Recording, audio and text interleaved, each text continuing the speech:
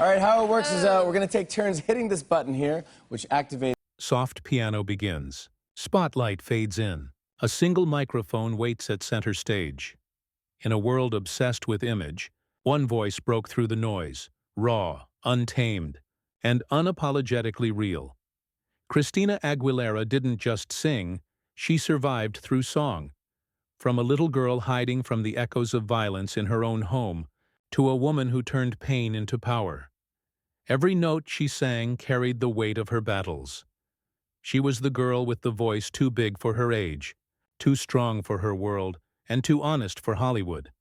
Her rise was meteoric, her talent undeniable. Yet behind the spotlight lay heartbreak, scandals, and a constant fight for control of her own story.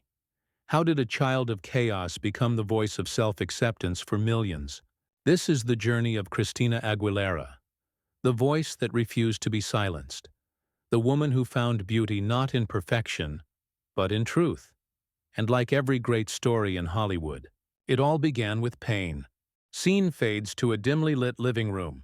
A small girl hums quietly while the sound of distant shouting fills the background. Christina Maria Aguilera was born on December 18, 1980, in Staten Island, New York, a winter child with a fire already burning inside her. Her mother, Shelley Lorraine, a talented violinist and pianist, filled the house with music. Her father, Fausto Xavier Aguilera, a U.S. Army sergeant from Ecuador, filled it with control. Behind closed doors, home wasn't a safe place. It was a battlefield of tempers and tears. Christina was only a child, but she learned early that silence could be both armor and prison. When the shouting began, she would hide in her room, clutching a toy microphone, whispering melodies to drown out the noise. "Music was my escape," she would later say. And she meant it. After her parents divorced, Christina, her mother, and younger sister Rachel moved from place to place, chasing peace that never seemed to last. Yet even in instability, her voice was unshakable. At school, her classmates mocked her. Too small, too quiet, too different. But when she sang, everything stopped. Teachers, parents, and even bullies were silenced by that voice. The kind that felt older than she was, touched by something divine. By the age of 8, she was already singing the national anthem at local events, her mother sitting proudly in the audience. What no one knew was that each high note wasn't just talent, it was survival. Every song was a way to reclaim her strength, a declaration that pain wouldn't define her. And as her childhood faded, one thing became clear. Christina wasn't just going to sing, she was going to fight, with her voice as her only weapon. Scene opens with vintage VHS footage, a young girl in a sparkly dress clutching a microphone, eyes glowing with nerves and fire. Christina's gift couldn't stay hidden for long. By the time she was 10, her voice, raw, soaring, and impossibly mature, was already turning heads. She began entering local talent shows, standing on stages far bigger than her tiny frame, belting out songs of heartbreak she was too young to understand. But somehow, she did. In 1990, America got its first real glimpse of her on Star Search. She didn't win, but the world had just met a voice that would one day define a generation. Not long after, she landed a spot on the Mickey Mouse Club, performing alongside future stars, Britney Spears, Justin Timberlake, Ryan Gosling. To most, it was a dream, but for Christina it was pressure, comparison, and a constant reminder that her voice, though powerful, didn't fit neatly into the pop-perfect mold. After the show ended, her teenage years were a blur of auditions and rejection letters. Record labels told her she was too strong, too soulful, too much. But Christina never learned how to tone herself down. Then came the call that changed everything. Disney needed a singer for the theme of their upcoming animated film Mulan. The song was called Reflection.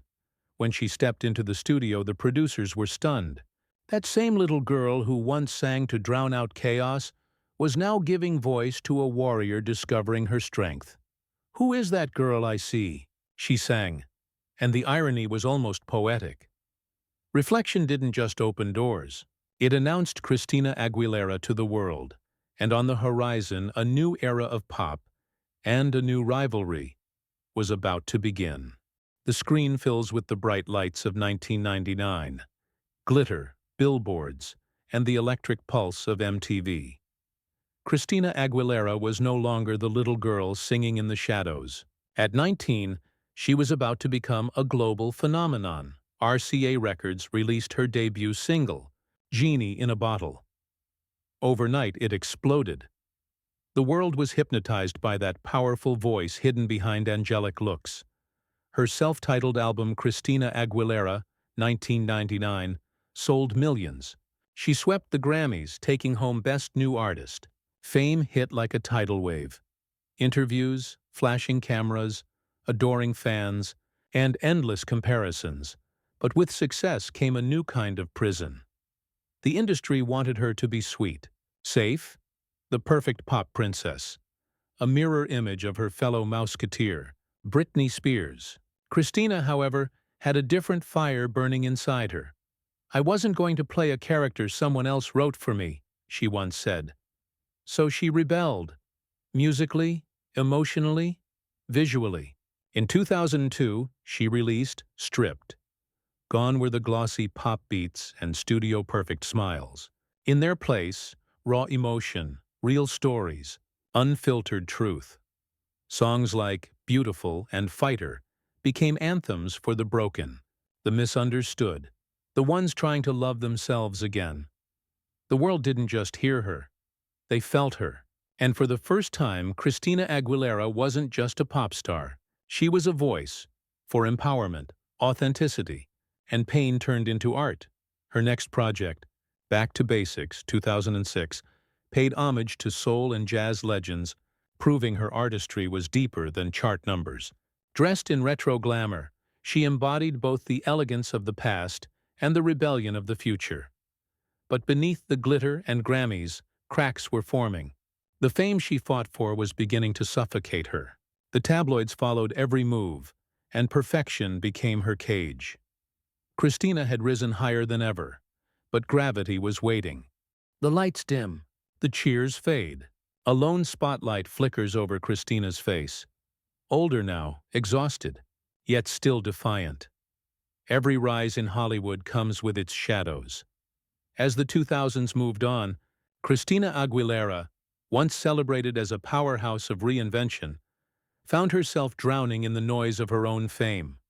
The tabloids turned cruel. Her every move, every outfit, every word was dissected. The same media that once crowned her a queen now mocked her weight, her attitude, her diva persona. "I was being torn apart for being human," she later confessed. In 2005, she married music producer Jordan Bratman, a brief moment of peace, of stability she had long craved. But even love couldn't silence the chaos around her. By 2010, the marriage collapsed. Her personal heartbreak became public spectacle. Then came a series of stumbles.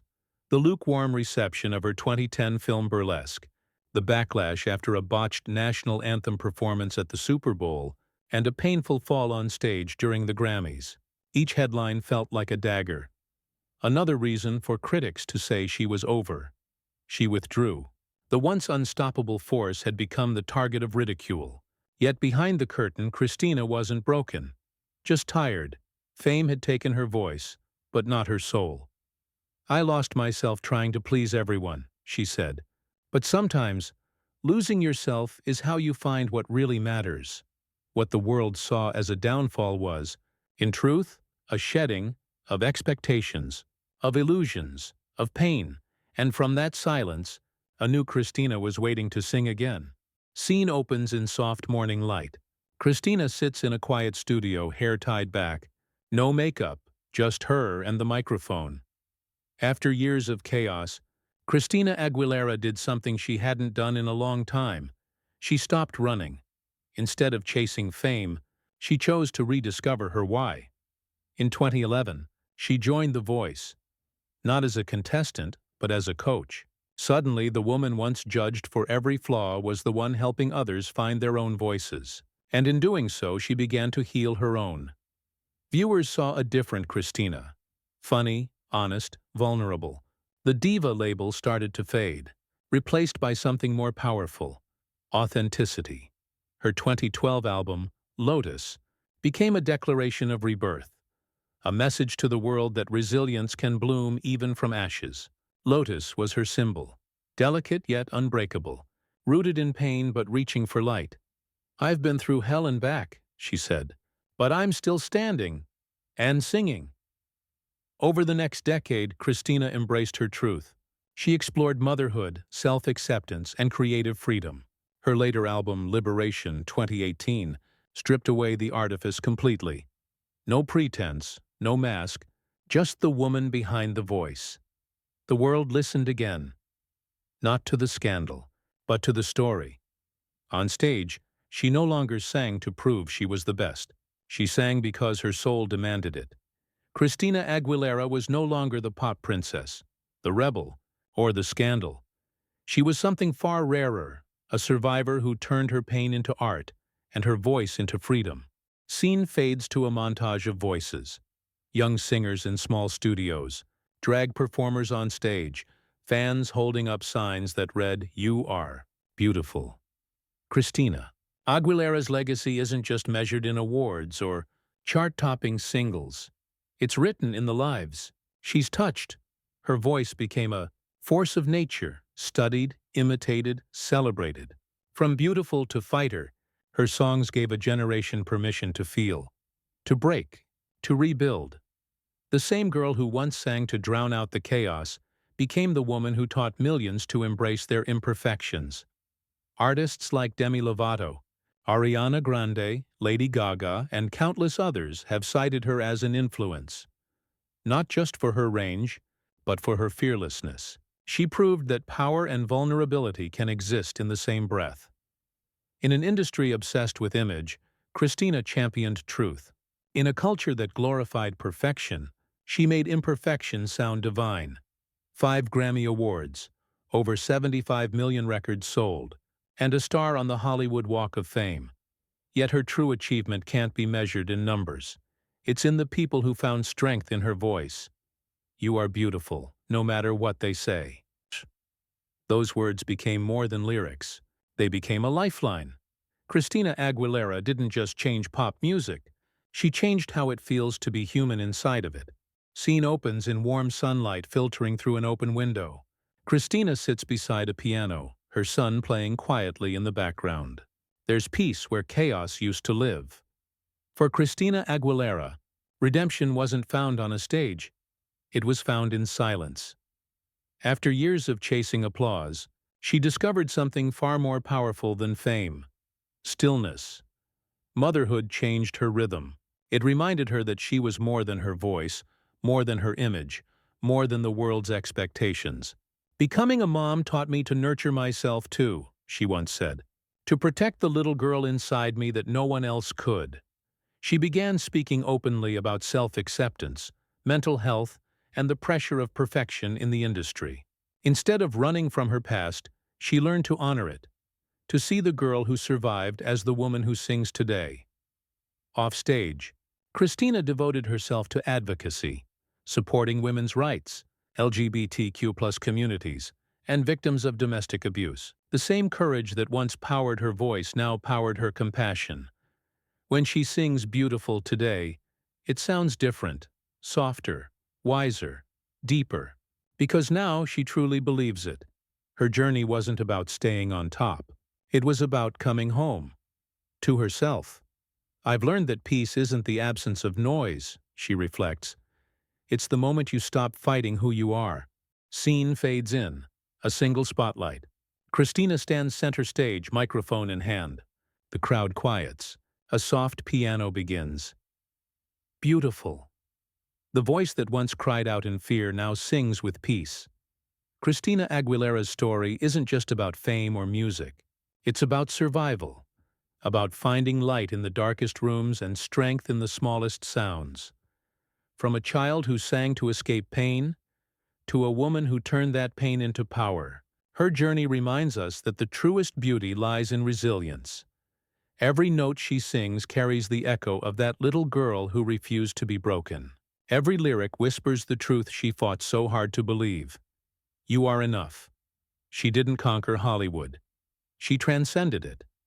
Because in the end, Christina Aguilera's greatest performance wasn't on stage. It was her becoming herself. Camera pulls back as her voice fills the arena.